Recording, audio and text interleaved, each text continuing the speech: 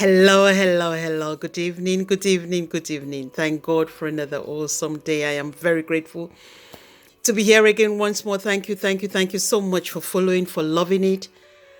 I'm learning from it. I hope you're also learning from it as the Spirit leads. I own no rights to any music, but join me here as we enjoy the music together this evening. A question that has been in my spirit all day today. What would you do differently if you know you can't fail? Yes. What would you do differently if you know you can't fail? If you know you can't fail, why haven't you done it? If you know you can't fail, what is stopping you from doing it? What is holding you back from operating in that? Probably procrastination, probably worried of the unknown, probably worried about failing. We should embrace failing as part of growing up. When you fail in something, the possibility of you failing again in that particular area will not be there, because in there you would have learned something, some ways, some techniques to try another methodology and another aspect.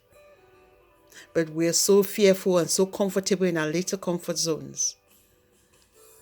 But the light came down on earth to bless us and blessed us immensely.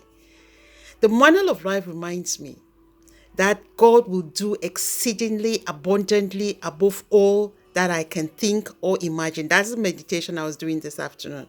And so the question was, what can I do differently if I know I can't fail? If God can exceed my imagination, what is holding me down? What is holding you down? If you know God can.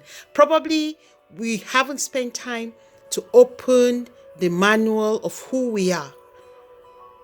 We've spent time looking at somebody else. We've spent time pulling people down. We've spent time belittling people. We've spent time gossiping about them. If we spend those hours of gossip, belittling, speaking behind people's back to actually speak on you, to develop you and ask a question to yourself, what can I do differently if I know I can't fail?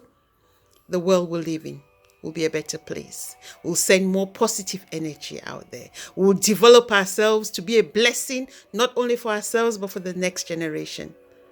Until we do that, we end up being copies or counterfeits of who you're trying to be like. Napoleon Hill puts it in such a beautiful way. He says, we all came down on earth with two envelopes. One with all the blessings that you would receive if you open, and the other one with all the curses that you will get if you open. I was telling somebody recently, I said, it doesn't matter which one you open up to today. If it is not the blessings, you can turn and open the blessings.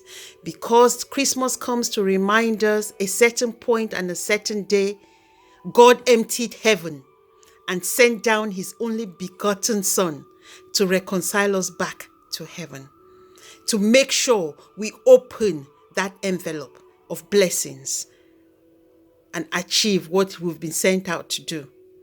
But we are so worried to ask ourselves, what can I do differently if I know I can't fail? Because we're not even sure. If somebody asks you today that question, what will you say? And the problem is, why haven't you started?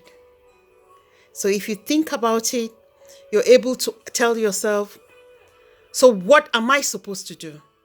What you're supposed to do is find out what was written in your book and perform it and do it, because so many people are waiting upon you to be that blessing, not only to your family, but to the generation looking up, waiting for that book to be open.